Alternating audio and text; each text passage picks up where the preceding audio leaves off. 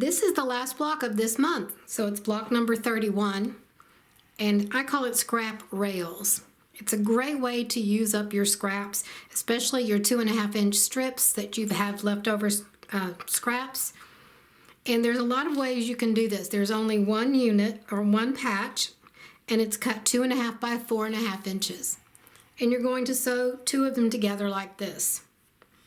Then you're just going to alternate vertical and horizontal, vertical, horizontal, and just make one block. This makes a 12-inch finished block. Here is a quilt with 35 blocks. It's set 5 across and 7 down.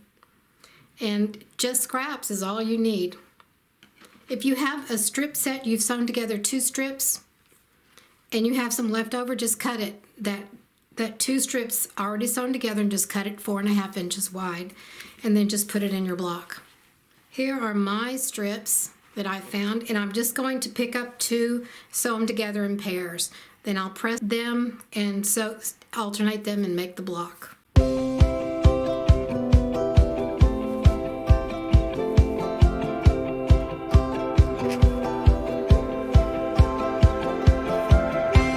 Thank you for watching.